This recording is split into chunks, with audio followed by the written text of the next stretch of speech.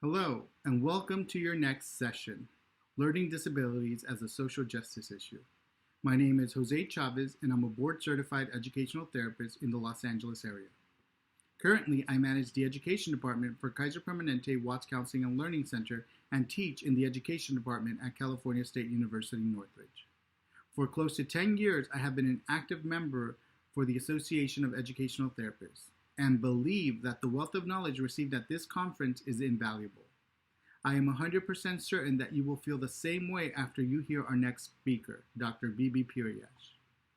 Dr. Piriyesh holds a master's degree in developmental psychology from Columbia University and a bachelor's degree in neuroscience and education from the University of Pittsburgh. She worked for a number of years in academia, working on both large-scale research studies as well as research-based study initiatives aimed at bridging the gap between research and practice in education before starting her educational therapy practice. As a firm believer in the importance of practitioner research, she now teaches at Pepperdine University's Graduate School of Education and Psychology, where her focus is primarily on helping future MFTs and psychologists engage in research practices. As such, she also heads the research subcommittee at AET, where her goal is to help aspiring and practicing educational therapists publish about their work. If this is something of interest to you, she has asked me to encourage you to please feel free to email her directly about it at the email address she will provide at the end of her presentation. Dr. Piriyesh completed her doctoral work in social justice and education at Loyola Marymount University and has recently begun a new initiative at AET with the creation of a social justice working group focused primarily on helping shift the field towards more socially just paradigms. Her talk today will focus on this topic, and as this new initiative is very near and dear to her heart, she has also asked me to remind you to reach out to her if you are interested in learning more about the social justice group, or if you would like to join their efforts. She will speak about the ongoing work of this group in her talk today. Ladies and gentlemen, without further ado, I present Dr. Bibi Piriyesh.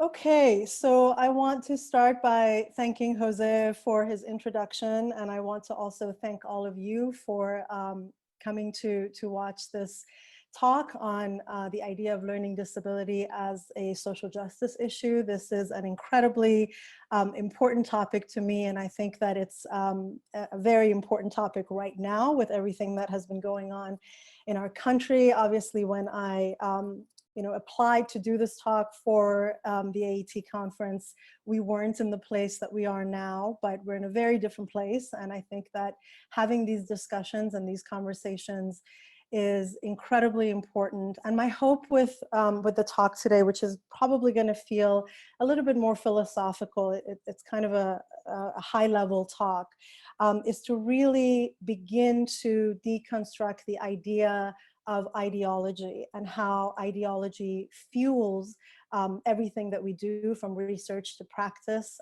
It fuels our field, and the importance of being able to reflect on our ideologies in order to move toward more socially just paradigms. So I thought a lot about how I wanted to address this topic with all of you today, and I felt like probably the best way to do it is to share my own personal experience, sort of the way that I have arrived to the point that I am in terms of my definitions of social justice and my social justice work, because I came to all of this work from a very, very different angle than most people do. I also came to educational therapy from a very different angle than most people do. So I wanted to start there. So if we could go to the next slide, I want to tell you a little bit about my background. I entered into my undergraduate degree as a pre-med student. I was very much always interested in the sciences. I thought I was going to either be a medical doctor or a scientist. And I happened to be at the University of Pittsburgh when neuroscience was just really starting to boom and become an exciting field in terms of the practical applications of the field. And so I started taking classes in the neuroscience department, but because I come from a family of educators, I was also taking classes in the Department of Education and psychology, etc. And at the time, and because of the way that universities are set up, there was really no way to connect these fields, but I was seeing a connection between all of the things that we were studying in terms of how the brain learns, and then all of the things that we were learning about pedagogy, etc. So I decided to petition the school to create my own major in neuroscience and education. And as I continued my sort of studies, I kept very close to this idea of cognitive science, developmental psychology, and teaching with the brain in mind. And so I was very much trained in using empirical methodologies, positivist ideologies, and I saw only good in all of that. And I was very hopeful and excited about this idea of informing education with science. And so when I came to educational therapy, I had a very similar kind of lens. I was very excited as a researcher in the way that, in the Piagetian tradition, to have the opportunity to really observe children and see how their learning happens. In neuroscience, we have a saying that if you really want to understand how a process occurs, you need to watch it where it breaks down. And so that was my initial interest in working with the learning disability population or the special education field. And so that's how I started my practice. And I'm a big believer, as Jose mentioned, in the link between research and practice and in practitioner research. And so I always took that lens to my work. Now, what started to happen though, after I've been in practice almost 15 years now. My private practice is in the west side of LA. About the 7 or 8 year mark, I began to see some things that were problematic for me. I began to see that the population of children that I worked with never changed. I was consistently working with children from wealthy families who were primarily whites, who could afford the services that we provided. And even though I was learning an incredible amount and so excited about the ways that educational therapy as a field is really able to remediate a lot of learning difficulties, and also to step in and create the types of relationships that are necessary in terms of, school, family, etc., to help children get through their schooling experience, I started to feel that I was slowly contributing to the divide, and that the majority of children who really, really would benefit from this work, I mean, not that the kids that I was working with weren't benefiting, but the kids who really, really needed it and um, uh, could benefit did not have access to the wealth of knowledge and to the practice of educational therapy. And so as I began to see this, I really wanted to understand better how we can bring the knowledge base of the field to special education, to public schools, etc. And that was the primary reason that I decided to go into a doctoral degree with a focus on social justice. So next slide. And I want to say that I went into this program that I went into with this definition of social justice that was all about really hopeful ideas about differentiation and inclusion. And of course, I came from a background that really understood universal design for learning, and I wanted to be able to um, understand essentially how to bridge these gaps and how to bring our kind of approach to schools so that we could have a more socially just outcome for students with different kinds of learning disabilities. So that's how I started. Um, However, once I started to really get into questions and definitions around social justice and critical thinking, my understanding of issues really began to expand. So if I could have the next slide. Um, and I began to really have it was almost like a veil was lifted. And I began to see the history of science that I had come to know and come to love in a very, very different way. Now, I want to emphasize that, I teach research methods, and everything in research, everything in empirical science is really about trying to keep things as close to neutral as possible. That's what we do. We try to control, we try to make sure that we separate things like bias. That's what validity and reliability is really all about. And there's this assumption that we all have, that science has managed to somehow do away with biases, or at least that's what good scientific practice is all about. And there's also, as I came to understand in kind of looking at the history of science, or considering the way that science has moved forward, this idea of what we call the myth of development. So this very positive outlook of, we have a particular scientific understanding, and then scientists learn more, they research more, new information comes to the forefront, and then we expand our scientific understanding. And so we're constantly growing and changing and expanding. And that was kind of my understanding of science, and what I really wanted to push to do. However, as I began to truly look at the history, I began to see that that's actually not the history of the field at all.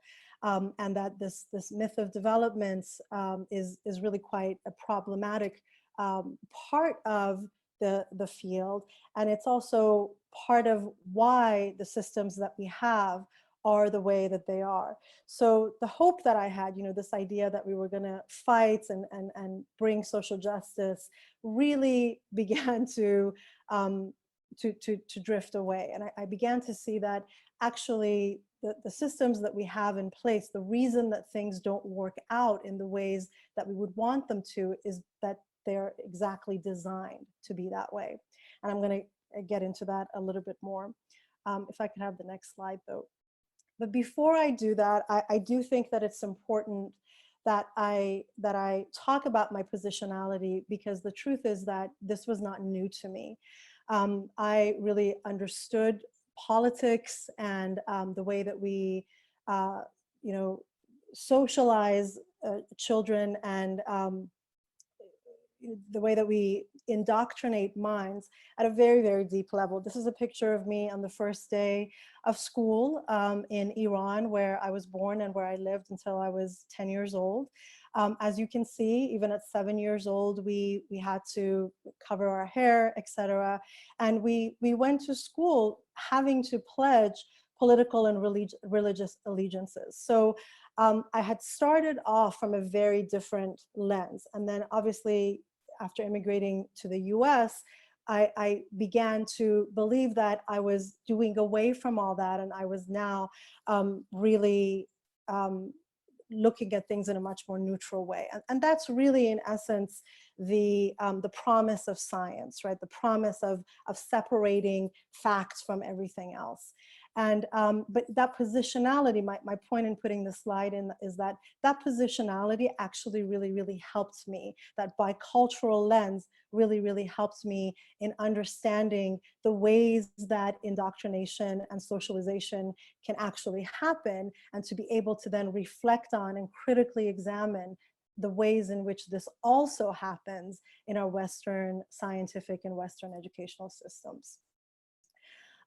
So if I could have the next slide.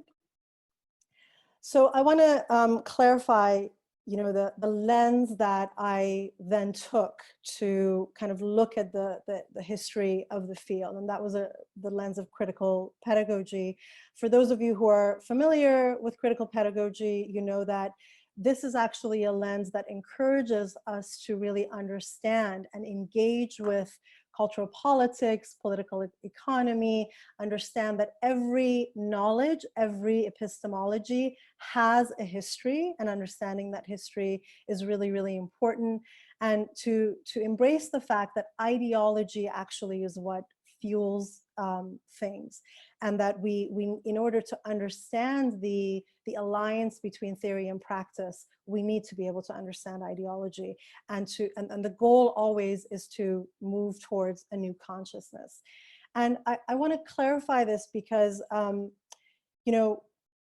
a lot of times when we do scientific research, when we do empirical research, we don't necessarily talk about our conceptual lens, because the assumption is that that empirical lens is the neutral lens. It is the lens, and everything else sort of falls on the margins of that.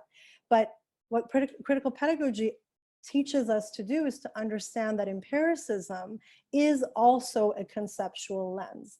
And understanding that, I think, really helps us to understand why our field, or other fields like education, et cetera, are where they are, and why we constantly hear this rhetoric about the failure of education and fixing it, et cetera, et cetera. And perhaps that's not really the story at all. So if I could have the next slide. So I decided that, in much the same way that I had began almost like an unveiling process, a decolonizing process in my own understanding and in my own position with respect to sciences, et cetera, that I needed to go back and look at the field in a very similar way. I needed to trace the history using this particular lens. And so that's exactly what I did. I went back and kind of really looked at the history of science and the history of neuroscience in the West, and then followed that to see how that history, or how science entered into education, and what the history of science and education is. I'm sure that many of you know that we currently have, or have had for quite some time, a very, very big push for making education more scientific.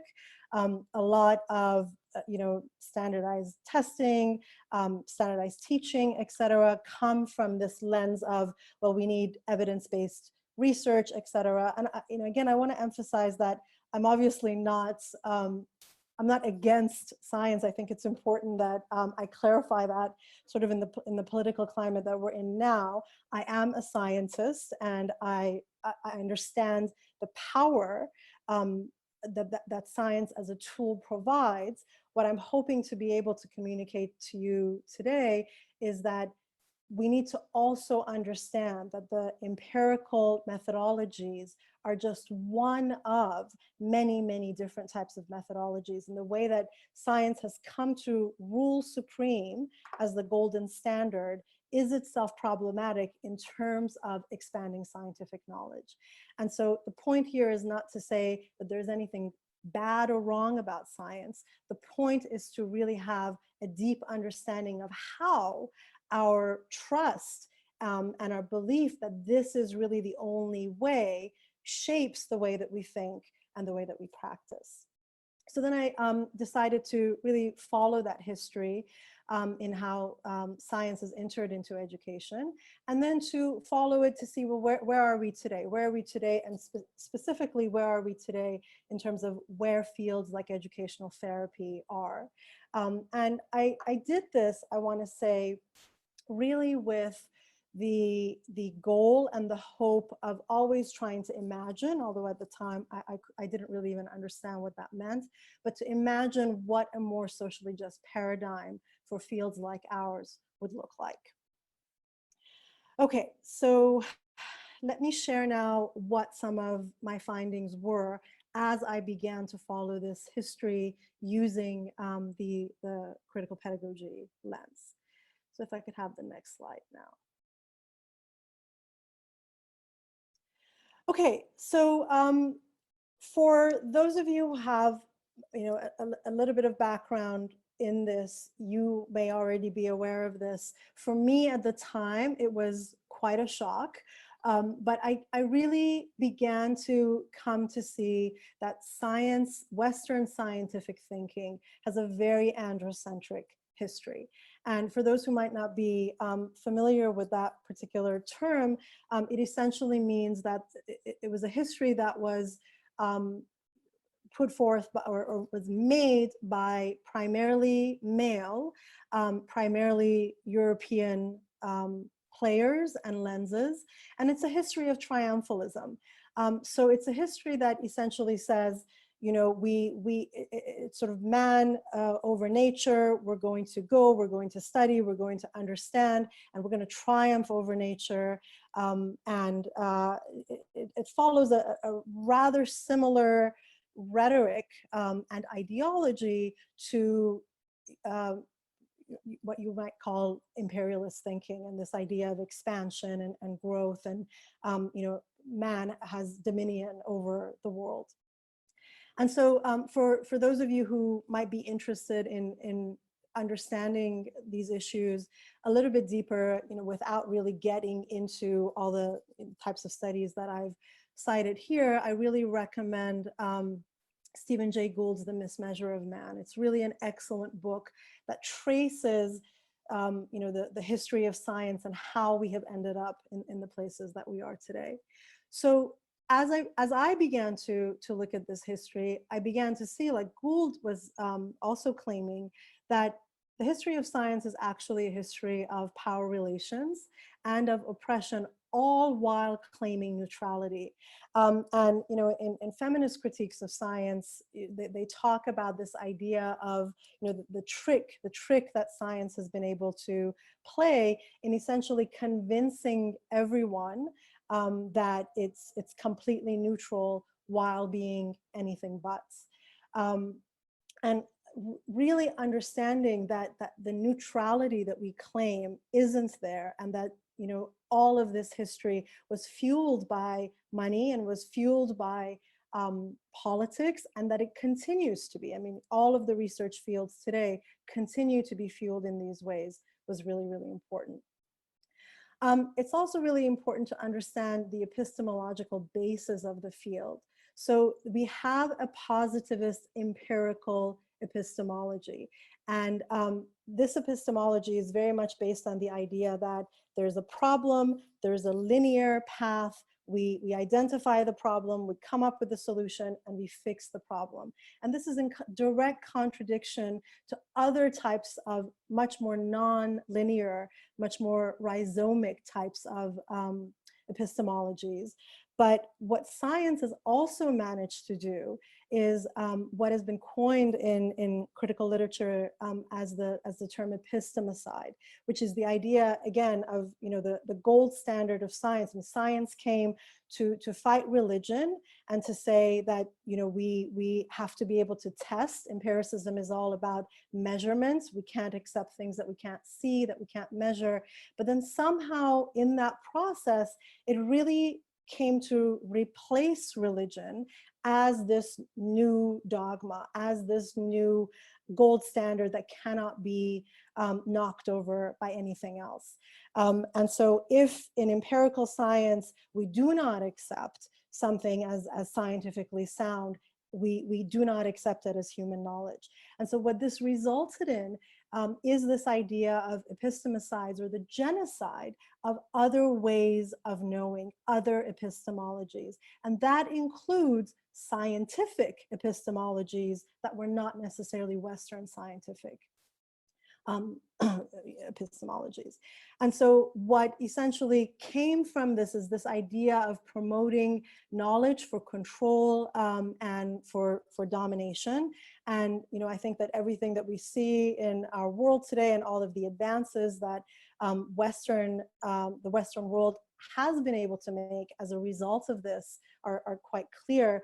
But the argument here is that, well, if we are to really say that the point of science is to expand human knowledge and capacity, in what ways have we limited it over the course of the past century or two? And then, of course, coupled with, within the larger context, the way, I mean, some would claim that science really did become the tool through which we began to create hegemonic ways of thinking and being, and essentially globalizing the world. And what's really, really interesting about the history of science is that it's actually one of the few fields where the history is not really written by historians. Historians are trained to be able to really understand the interaction between different, between man and environments, history, time, etc., and to take a critical lens.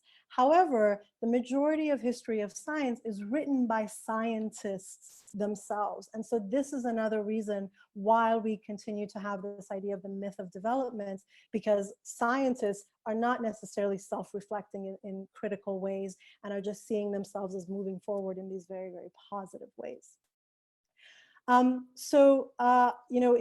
It took me a while to really be able to process all of that and to understand that this kind of thinking and epistemology is what continues to fuel our way of thinking today.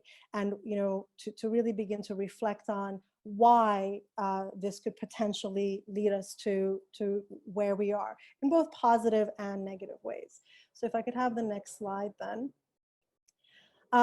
So my question then was, okay, well, what does this have to do with education? In this debates that we currently have, in this new push that there has been for, this idea of making everything more scientific in education, there is the arguments that education is not a field that has been scientific enough. And I did a talk, I don't remember if it was last year or 2 years ago for AET, where it was a talk on neuromyths and the way in which, what we call the neuro revolution, this idea of brain-based learning and, all the way, all the fMRI studies and all the ways that we're able to really observe the brain as it learns now, how that has begun to change education and how there are positive things about that, but how as educators, we need to also be mindful of the potential negative impacts of that. And so there is this conversation now about how education hasn't been scientific enough and that we need to make it more scientific. However, if you go back and really trace the history, you begin to see that actually science has had a very long and very privileged position in our education system. And everything from phrenology to eugenics, to the bell curve, to psychometric testing, to the DSM, to standardized testing and teaching, was fueled by science and scientific advances and the fervor around all that. And in fact, our entire special education system is built, sort of is mirrored by the positivist epistemology that essentially says there is a typical way, there is a normal way, there is the right way, and we're going to define that. And then there are all of these other things that fall outside of that. And then we're going to define those as well, essentially pathologize those. Obviously, this is something that we all, even though I know that as educational therapists, often our job is to push back on that rhetoric. This is still something that we all engage with. As was mentioned in the intro, I'm doing a talk, a short talk on this, and the idea of, how do we view difference for a women's organization soon. But, the idea is that the way that we view difference, whether we see it as difference or whether we see it as pathology, completely changes the way that we build our systems in order to deal with that difference. And so that has been there in sort of the history of science in education and the history of education itself. If you really look at the roots of, the special education system, you will also see that there we really started with a system of labeling. The labels used to be laggard and retard and things like that. And we have certainly over time made our labels a lot more, politically correct. However, that is still the business that many of us are in. We're in the business of kind of labeling kids as they need to be labeled, so that we can provide them with intervention, et cetera. And what we also know from the history of science in education is that this has led to the over-testing and the misdiagnosis or over-diagnosis of racialized children in our education system. And there's obviously a very rich literature around that. And so what has then occurred and what continues to occur is a systematic legitimizing and reproducing of inequalities in the name of science. So with sort of the facts and the numbers and the IQ test scores and now the fMRI studies, and now we talk about how, for example, living in poverty shapes your brain. And it might be that a lot of these types of conversations begin with good intentions, but as educators, we constantly need to be aware of the ways in which these kinds of scientific findings and rhetoric actually ends up having really, really detrimental effects for children, specifically for racialized children. Although I do want to make the the distinction here that while I see all of this as particularly problematic for kids, for kids of color or kids from low SES families, I do see learning disability as a whole, regardless of what your color or socioeconomic status is, as a social justice issue. So when we look at this, we begin to then see that our entire education system was actually built in the positivist image. And there's an enduring impact on the structures of education as a result of how all of this started and as a result of that positivist epistemology. So there's a lot of talk about this idea of the failure of education and how are we going to close the gap, et cetera, the achievement gap and all of that. And what you begin to see as you begin to really follow all of this is that if there is a gap, it's there by design. And actually the gap that we really need to be paying attention to and really trying to close is not the one that we think we're supposed to pay attention to and close. So if I can have the next slide.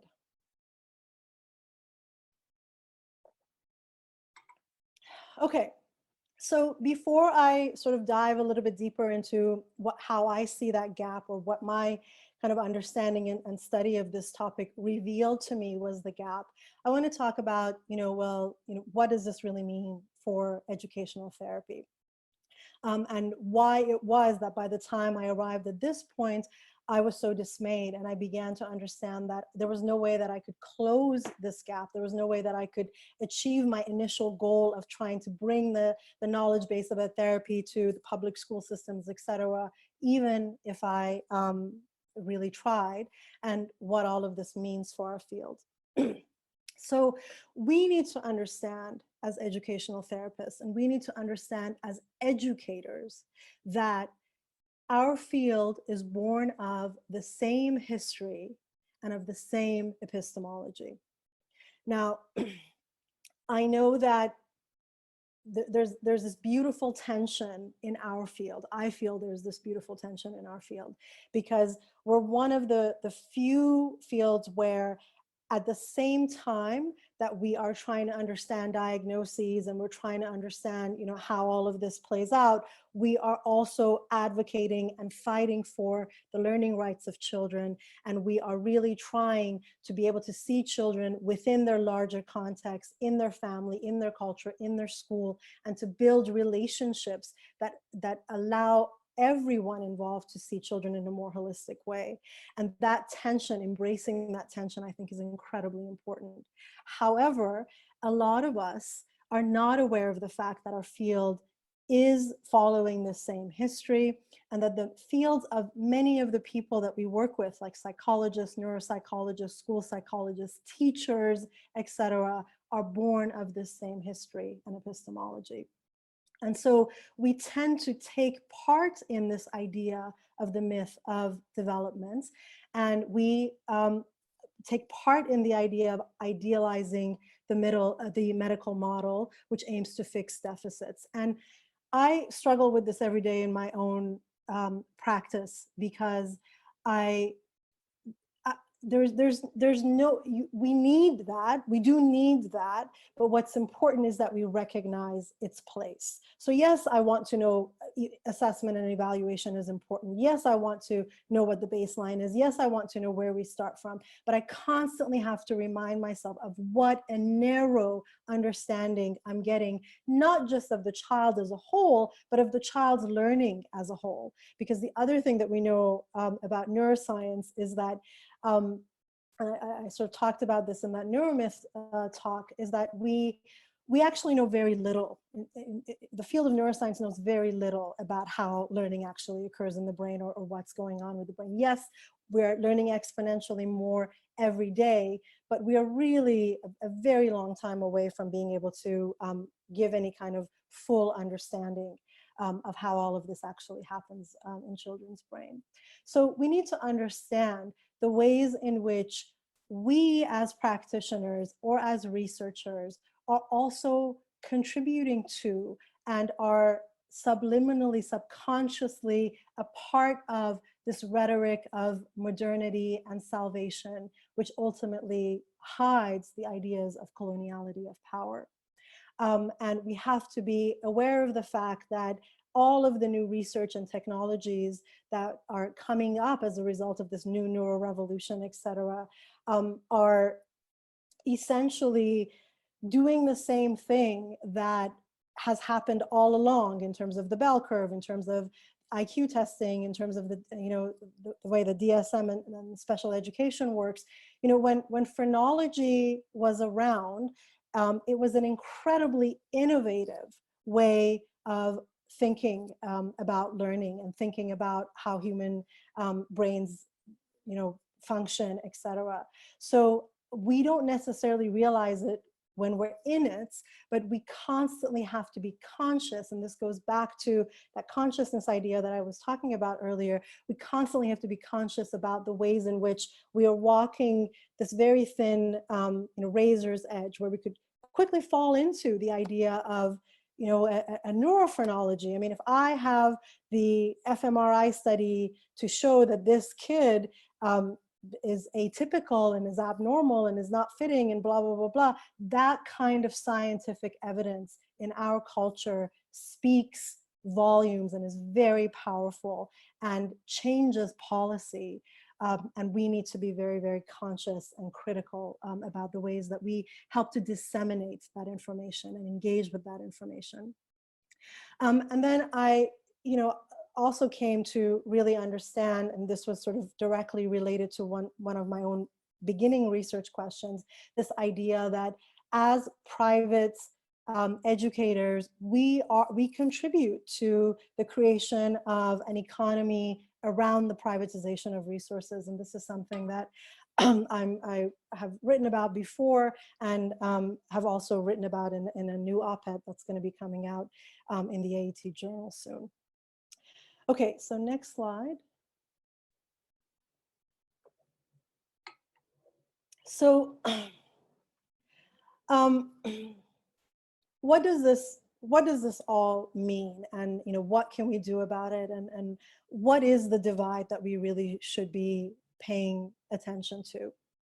As some of you know, I was recently asked to help lead an initiative in response, or in the lack of response the organization had to the protests and everything that's been going on around our country. And I don't want to go into details about that now, but I want to say that from the very start in the formation of that group, there were there were tensions around fundamental questions in terms of what it is that we do as educational therapists. Is our, in what ways do we need to shift our practice so that we are working in more socially just ways? And, I want to say that, and I think I already mentioned this, but I want to say that I think that as an organization and as a field, I believe that we actually stand in an incredibly powerful position, because we are trained to create bonds and to foster relationships in ways that really humanize students. And that really is the most sacred work of education, in my opinion. However, We cannot do this without recognizing and calling out and acknowledging the hidden curriculums in our fields and the ways in which we also contribute to what the critical educator D'Souza Santos refers to as the abyssal divide. And so the abyssal divide is what I came to really understand as the divide that we need to be paying attention to. So let me just read what, one quote in terms of what he says about this. This is D'Souza Santos. Modern Western thinking is an abyssal thinking in a system of visible and invisible distinctions, and the invisible, it's a system of visible and invisible distinctions, and the invisible sustain the visible. The invisible distinctions are established through radical lines that divide social reality into two distinctive realms: the universe from this side of the line and the universe from the other side of the line. The division is such that the other side of the line vanishes as reality, becomes non-existent, and is simultaneously produced as non-existent. Everything that is produced as non-existent is radically excluded, for it lies beyond the realm of what the accepted conception of inclusion is. And so,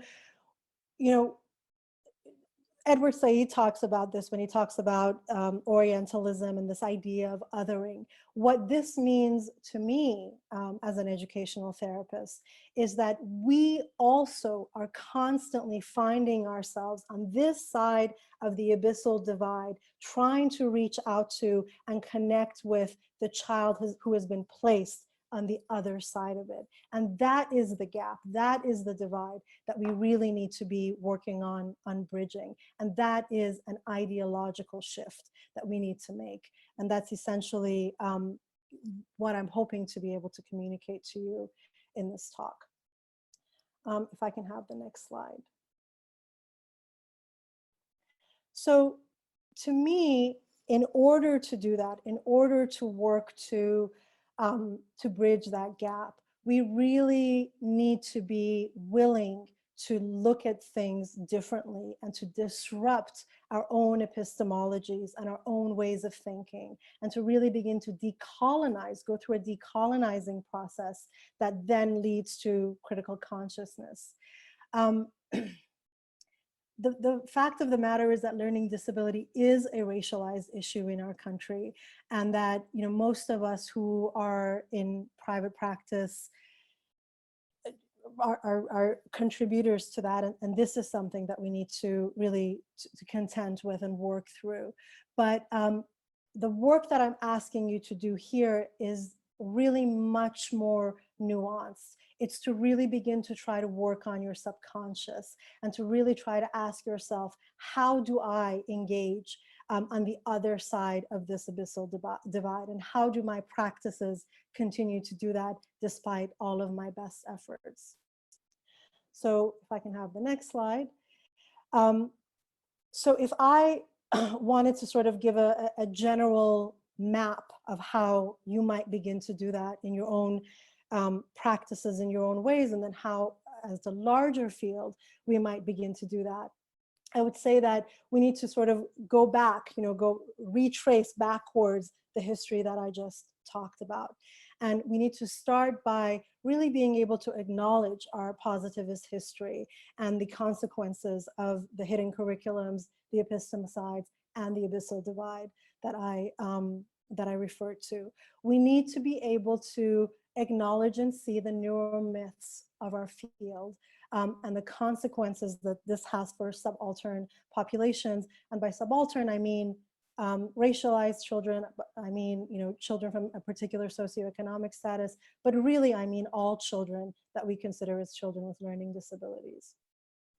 And then we need to really begin to honor these tensions. I think one of the things that we're seeing, obviously even the larger sort of political situation that we find ourselves in, and it's something that also came up when we began to really think about our social justice group, is that there are tensions, there are a lot of tensions, but the answer is not to go into this black and white thinking. Rather, it is to really try and honor those tensions and to sit in that discomfort until a dialogue can begin to happen. Oftentimes when I give this talk, there's a question of, okay, well, what do we do? Okay, so you're saying that there's a problem. What do we do? How do we fix it? And I try to remind people that that's actually positivist thinking. And you have to be able to take a completely different lens altogether. You can't use the same tools to fix this kind of problem because it's not that kind of problem. And as long as you're like, okay, so we have, and I see this already happening kind of in our larger political, we have a social justice problem. So how are we going to fix it? Okay, everyone's going to release statements, and we're going to form these, equity and inclusion statements, and we're going to do these practices, and we're going to create these scholarships, and we're going to A, B, C, D, and we're going to, that's not how this works. This is nuanced, process-based work. This is you sitting and reflecting and allowing shifts and changes to happen within you. The reason is this kind of change happens as a result of shifts in consciousness, and you cannot force, you cannot get to shifts in consciousness through positivist thinking. And so really trying to decolonize that whole entire lens actually has to be your first step. And it's something that I really struggled with because I spent my entire schooling career, as all of us do, being trained in positivist thinking. And to stop and now try to undo that is not an easy task. And so, you begin to, as you begin to sort of go through this, or as I began to go through this, I then began to think about, well, what would a social justice paradigm look like? And this is a question that I get very often right now, and my answer tends to usually be the same. So if I can have the next slide.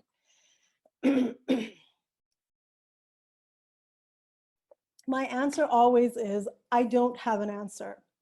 I can't tell you what a socially just paradigm would look like for you in your practice, in your context, in sort of your thinking. Everybody has to start from where they are, and everybody has to begin to do work within their own group and their own community. And everyone has to essentially, in kind of wrestling with these tensions, begin to arrive at their own understanding of what such a paradigm would look like. I'm going to share with you here what some of my thinking on this has been. It is in no ways an answer or even a model. These are just sort of my, where I have arrived, and I really encourage you to do your own work and to arrive at your own answers on this. But for me, what I have come to really understand is that I really need to make sure that my practice and all of my work, including my speaking, doing work with different organizations, whatever it is that I do, there really needs to be a value-laden ideology. I need to be aware of what my ideology is and what ideology I'm pushing and what others' ideologies are and what they're pushing. For me, it's really, really important that my ideology has my values in it, has specific values in it. And the only ideology is not to get more or do more or get ahead or whatever the positivist ideologies tend to be. For me, the idea of understanding my own social and ethical responsibility is incredibly, incredibly important. As Paulo Freire reminds us, the famous critical educator, education is where we practice democracy. And I think it's really, really important that we understand, I mean, this is not just for educational therapists, but for educators as a whole. We seem to have lost the notion that our teachers are the people that are supposed to help ignite and instill that idea of a critical consciousness in our children and in our citizens. And that's really the only way that we can have a functioning democracy. My favorite quote by John Dewey, who I really consider to be the father of Western or American education, is that democracy has to be born anew in every generation, and education and educators are its midwife. And so understanding and really stepping into and owning our own social and ethical responsibility, I think, is hugely important. And this happens literally every day in every interaction that we have, in interactions that we have with students, with teachers, with parents, with principals, school board members, psychologists, etc. I say oftentimes I work with a lot of kids who are, who go to school, as I'm sure many of you do, in places that don't really understand them and aren't really set up to teach them and to support them.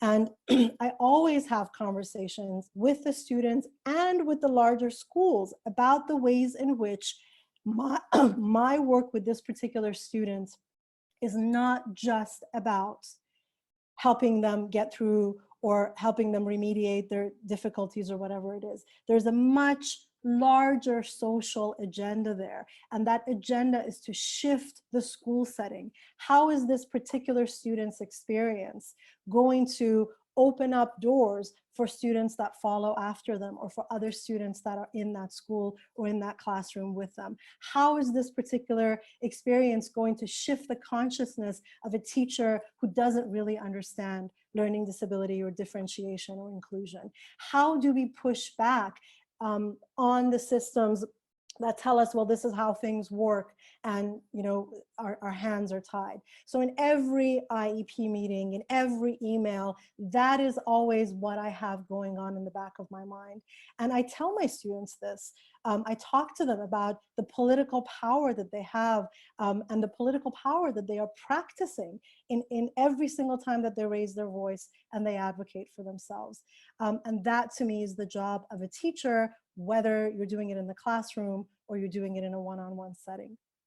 I'm also obviously a big believer in contextual practice.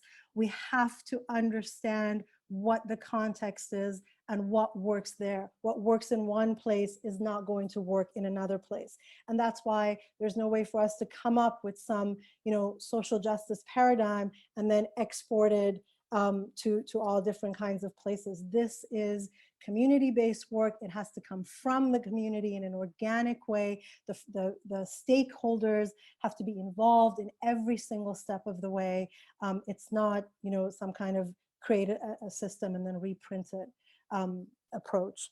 And then finally, locally valid advocacy, which, I believe that all change, and it's not just my belief, it's what the history shows, happens when individual places, individual people begin to make shifts, and then this has a ripple effect and it gets bigger and bigger and bigger. But the advocacy has to make sense for the people that are involved. And this is something that, when I teach research, it's something that I talk about, because this is not how the majority of empirical research studies are set up. We usually go into a community, extract the resources in terms of research participants, et cetera, to find the answers to our questions, and then we just leave to go and replicate our results somewhere else where we can make more money. And understanding that, research is only as valid as how much it's able to help the participants in your study, is an argument that I think is really, really important, and also really relevant to our particular practice. So if I could have the next slide. So, recommendations, really, we need to begin to have conversations, to do readings, to engage with decolonizing studies and with this idea of shifting our paradigms and thinking about new models for research, new models for practice, and to try to go beyond just this idea of a social justice rhetoric. I mean, the term has become pretty overused at this point, and you can't really do this work unless you get deeply involved and engage with it. And I think that it has to be part of our goal as an organization, but also our goal in our own individual practices to constantly be thinking about the social justice implications of the work that we're doing. And just the last slide, if you could click to it, I, I don't want to go without taking a moment to really acknowledge this incredible moments that we're in historically, not just in terms of everything that's been going on, with social justice in our country, but what has been going on with this pandemic, and what this pandemic, again, speaking of the idea of lifting the veil, has revealed to us, both in terms of the problems. So we see now how much more difficult virtual education has been for kids who have different kinds of learning needs, and then how much more difficult it has been for those kids who happen to be kids of color, or happen to be kids who come from low socioeconomic status, or first generation immigrants, et cetera, et cetera. And to really consider that, to really consider what we are seeing as a bouncing point for where we need to go, and this idea of turning our problems into opportunities. But to also, I really want to encourage, I think, again, educational therapists are in such a unique position to be able to really learn from, you're all researchers every time, you're all empirical researchers, and I hope also you're going to be critical researchers. You're all researchers every time you observe what happens with a student, when you're in a Zoom session, or what's happening in a relationship with a school, etc. I think we are able to, we're in this unique opportunity where we're really beginning to see what works for kids and what doesn't work for kids.